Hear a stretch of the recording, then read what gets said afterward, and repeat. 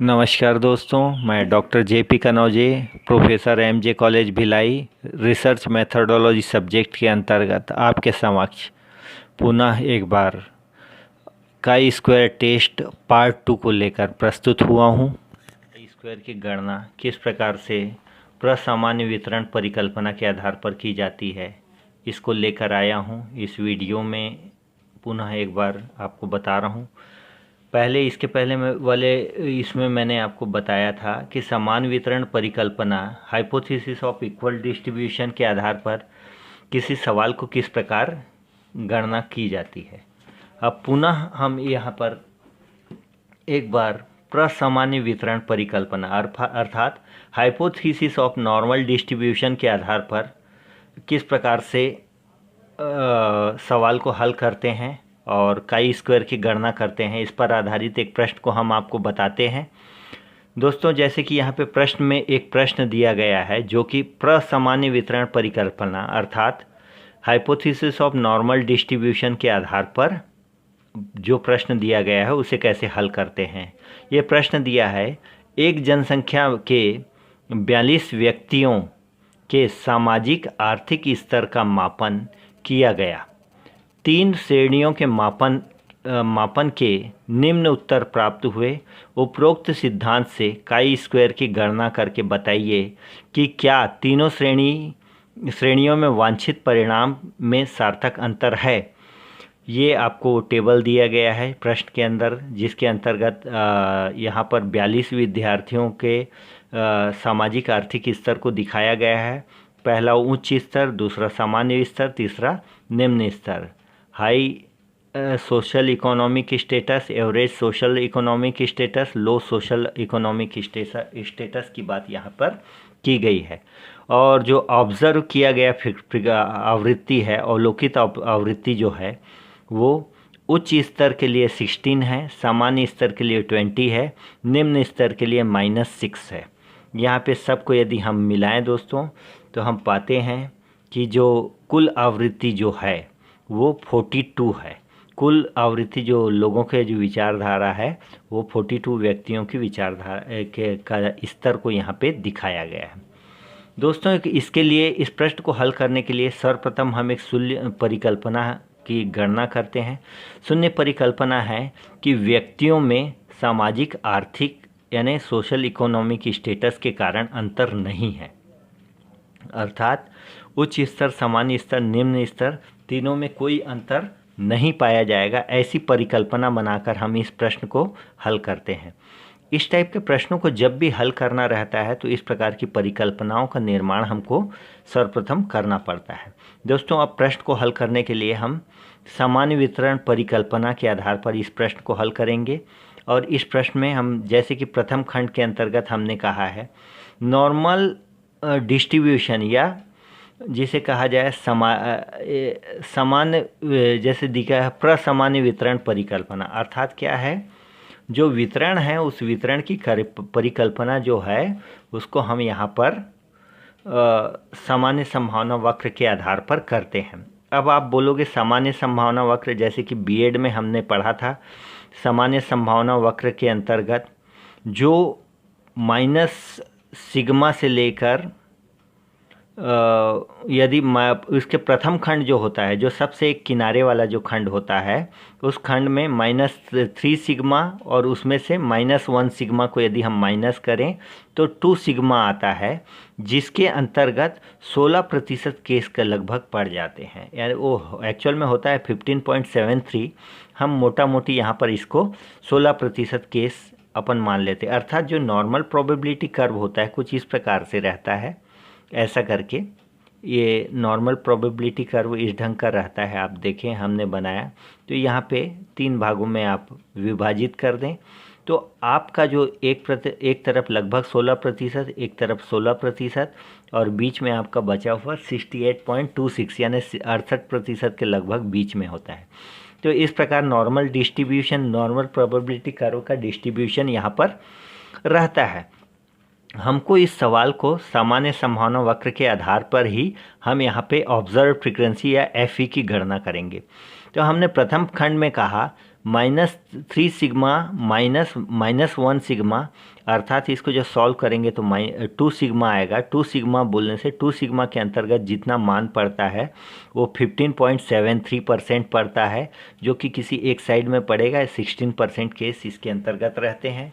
वहीं द्वितीय खंड जो होता है मध्य खंड होता है। इस मध्य खंड में नॉर्मल डिस्ट्रीब्यूशन के अनुसार 68.26% केसेस आते हैं।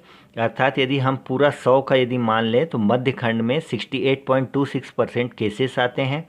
वहीं तृतीय खंड को यदि लें तो 3 सिग्मा -+1 सिग्मा और +1 सिग्मा, इसको सॉल्व करने से 2 सिग्मा के बराबर वैल्यू जो है हमको प्राप्त होती है, सिग्मा दूरी के बराबर, जिसका मान 15.73 रहता है।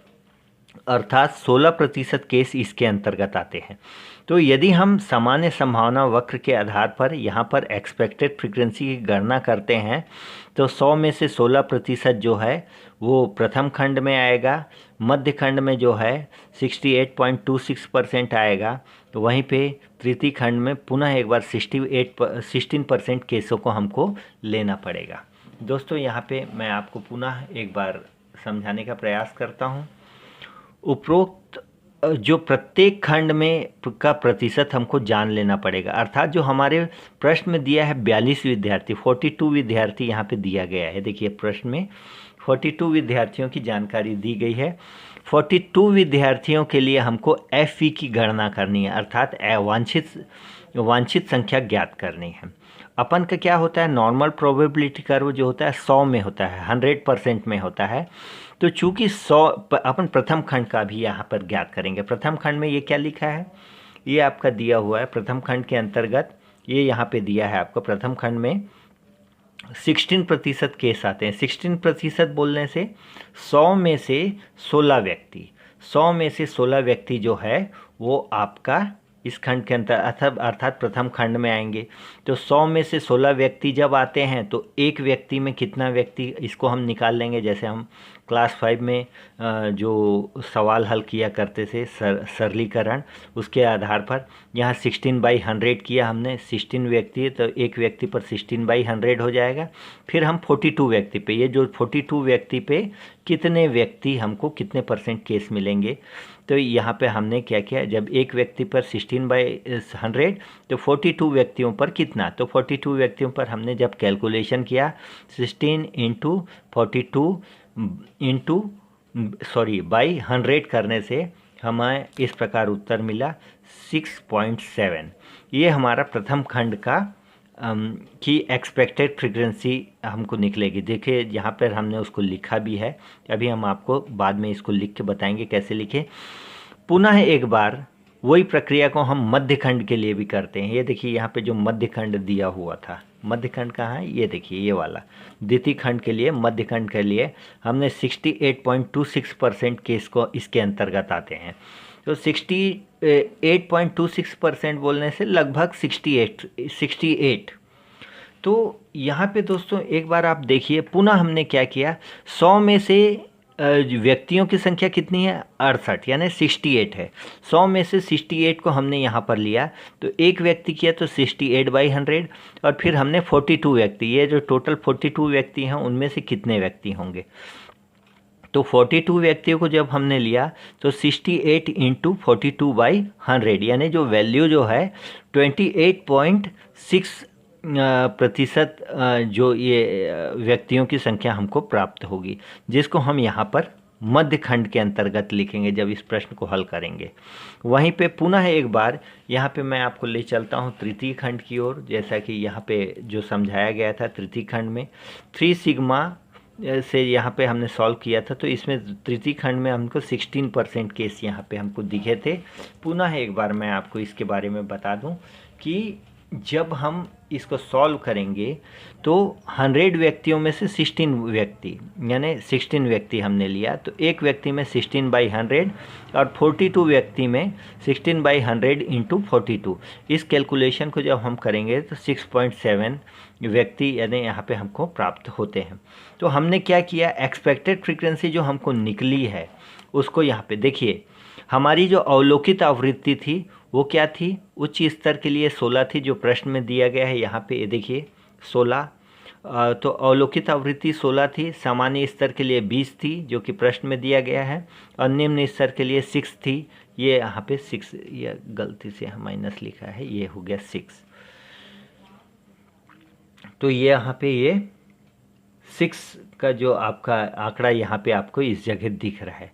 टोटल इन सब का कैलकुलेट करके देखोगे तो ये आपको 42 यहाँ पर आपको प्राप्त हो रहा है। यहाँ पे हमने एक्सपेक्टेड फ्रीक्वेंसी जो निकाली है, जो इस प्रश्न को हल करके यहाँ पे हमने ऊपर में आपको दिखाया था 100 में से जब प्रथम भाग के लिए निकाला था तो 6 पॉइंट, ये आपको दिख रहा है 6.7, ये 6.7 को हमने यहाँ लिखा। मध्य खंड के लिए 28.6 निकाला और एक्सपेक्टेड फ्रीक्वेंसी ये हमने लिखा, और वहीं तृतीय खंड के लिए हमने एक्सपेक्टेड फ्रीक्वेंसी जो है 6.7, ये 6.7 को यहाँ पर लिख दिया। अब ये सब का भी योग जो है वो 42 ही आएगा, क्योंकि ये एक्सपेक्टेड फ्रीक्वेंसी है। ये एक्सपेक्टेड फ्रीक्वेंसी किस आधार पे निकाला गया है? ये एक्सपेक्टेड फ्रीक्वेंसी एक प्रकार से आप समझ लीजिए नॉर्मल डिस्ट्रीब्यूशन या सामान्य संभावना परिकल्पनाओं के आधार पर, अर्थात एनपीसी के आधार पर निकाला गया है। दोस्तों अब यहाँ से हम काई स्क्वायर की गणना करेंगे। यहाँ तक का काम खत्म होने के बाद दोस्तों हम क्या करेंगे, ऑब्जर्व फ्रीक्वेंसी में से एक्सपेक्टेड फ्रीक्वेंसी को घटा देंगे। Observe frequency F O minus F E, F O ये है 16 माइनस 6.7, यदि हम घटाएंगे तो यहाँ पे हमको 9.3 मिलता है। 20 में से 28.6 को घटाएंगे, चूँकि 28.6 बड़ी संख्या है इसलिए इसका उत्तर जो है ऋणात्मक आएगा, माइनस 0.86। वहीं पे 6 माइनस 6.7 को घटाने पे 0.7 प्राप्त होता है, वो भी ऋणात्मक। तो ये जो F O minus F E की वैल्यू इस प्रकार से हमको मिल जाएगी। पुनः एक बार जो कि काई स्क्वायर के सूत्र में F O minus F E का होल स्क्वायर ज्ञात करना पड़ता है, तो हमने यहाँ पे इसका वर्ग निकाला, तो 9.3 का वर्ग निकाले तो यहाँ पे 9.3 को यदि 2 बार गुणा करेंगे हम तो 86.49, और 8.6 जो है इसको 2 बार गुणा किया तो हमने 73.96।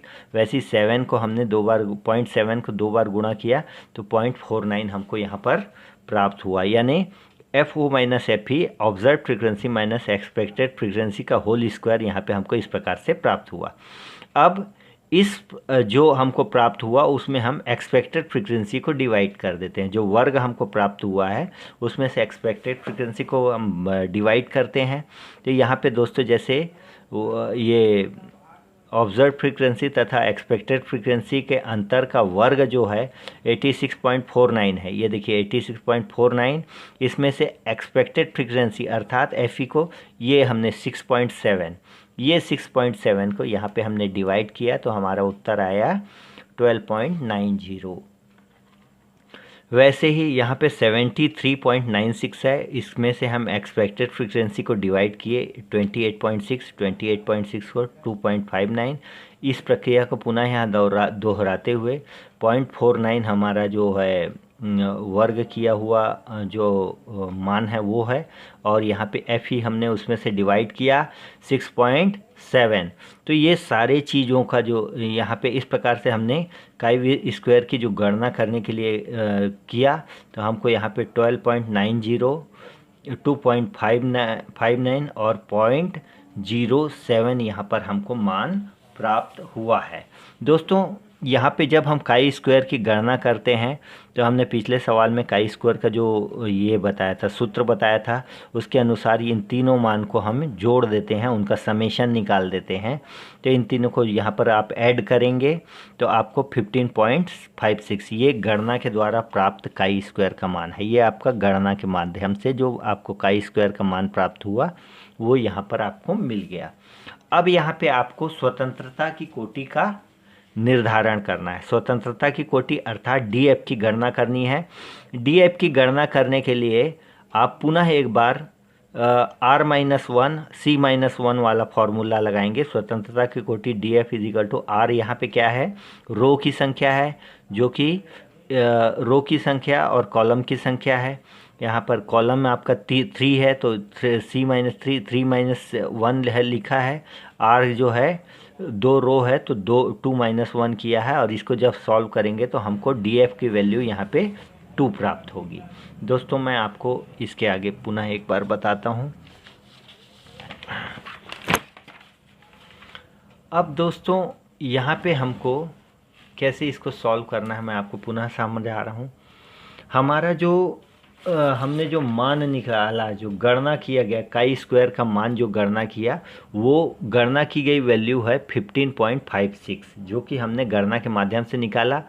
अब हम काई स्क्वायर टेबल के माध्यम से स्वतंत्रता की कोटि 2 के लिए, यानी DF की वैल्यू हमने 2 निकाली थी, DF2 के लिए 0.01 स्तर पर स्वतंत्रता की कोटि के लिए, यानी DF2 के लिए 0.01 स्तर पर हम मान देखते हैं काई स्क्वायर का, तो हम पाते हैं वो 9.210 ये प्राप्त हुआ है। अर्थात टेबल वैल्यू जो हमको काई स्क्वायर की प्राप्त हुई है वो 9.21 प्राप्त हुआ है। वहीं गणना की गई जो काई स्क्वायर का मान है वो 15.56 है।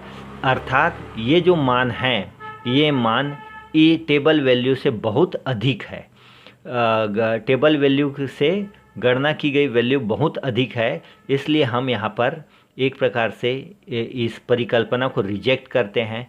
शून्य परिकल्पना को यहाँ पर रिजेक्ट की जाती है। धन्यवाद दोस्तों।